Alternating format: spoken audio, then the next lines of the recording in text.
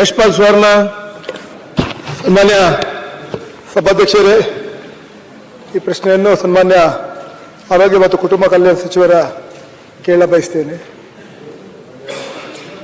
ಮಾನ್ಯ ಸಭಾಧ್ಯಕ್ಷರೇ, ಉತ್ತರವನ್ನು ಒದಗಿಸಿರಿ.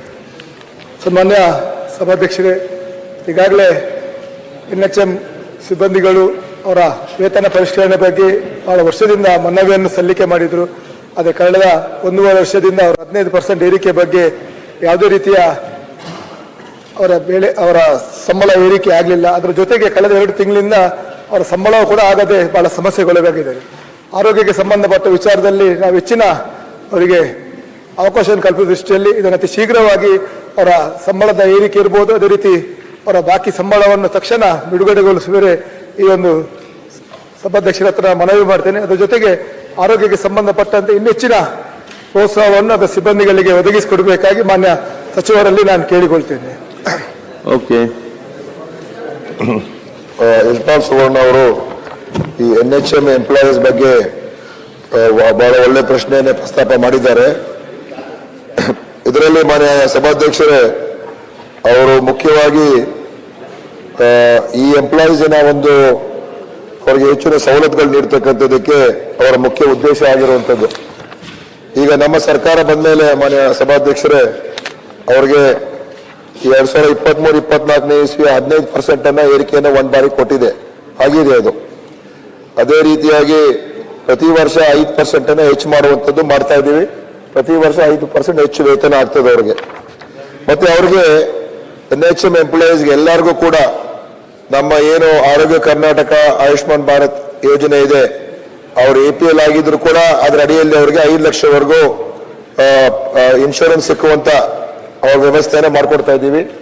ಮತ್ತೆ ಅದು ಟೆಕ್ನಿಕಲ್ ಸ್ವಲ್ಪ ಸಾಫ್ಟ್ವೇರ್ ಅಲ್ಲಿ ಸ್ವಲ್ಪ ಅದು ಸರಿಪಡಿಸಬೇಕಾಗಿದೆ. ಯಾಕಂತ ಹೇಳಿದ್ರೆ ಅವ್ರು APL ಆಗಿದ್ರು ಕೂಡ ಅವರಿಗೆ ಸಿಗಬೇಕಿದ್ದು, ಅದನ್ನ ಬಟ್ ಪ್ರಪೋಸಲ್ ಅಪ್ರೂವ್ ಆಗಿದೆ. ಅದೇ ರೀತಿಯಾಗಿ ಅವರಿಗೆ ಟರ್ಮ್ ಇನ್ಶೂರೆನ್ಸ್ ಅನ್ನ ಏನಾದರೂ ಅವರು ತೀರ್ಕೊಂಡ್ರೆ 10 ಲಕ್ಷ ರೂಪಾಯಿನ ಕೊಡ್ತಕ್ಕಂಥದ್ದಕ್ಕೆ ನಾವು ಅದು ಅಂತಿಮ ಹಂತದಲ್ಲಿದೆ.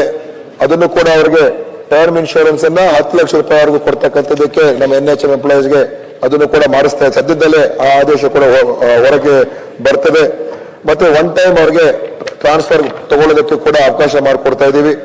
ಆಮೇಲೆ ವಿಶೇಷ ನೇಮಕಾತಿ ಇದ್ದಾಗ ಅವರಿಗೆ ನಾವು 2% ಅಷ್ಟು ಕೃಪಾಂಕವನ್ನು ನೀಡ್ತಕ್ಕಂಥದ್ದಕ್ಕೆ ಅವರಿಗೆ ನಾವು ಮುಂದೆ, ಯಾಕಂದ್ರೆ ಇವರೆಲ್ಲ ಕಾಂಟ್ರಾಕ್ಟ್ ಬೇಸಿಸ್ ಮೇಲೆ ಇರೋರು, ನಾವೇನಾದ್ರೂ ರಿಕ್ರೂಟ್ಮೆಂಟ್ ಮಾಡಿದಾಗ ಅವ್ರಿಗೆ 2% ಅಷ್ಟು ಕೃಪಾಂಕವನ್ನು ನೀಡ್ತಕ್ಕಂಥದ್ದಕ್ಕೂ ಕೂಡ ನಾವು ನಮ್ಮ ಒಂದು ಏನು ಶ್ರೀನಿವಾಸಾಚಾರ್ಯ ಅವರ ಒಂದು ವರದಿ ಕೊಟ್ಟಿದ್ರು 2020-21ರಲ್ಲಿ, ಆ ವರದಿ ಆಧಾರ ನಾವು ಎಲ್ಲ ಕ್ರಮಗಳು ತಗೊಳ್ತಾ ಇದ್ದೀವಿ.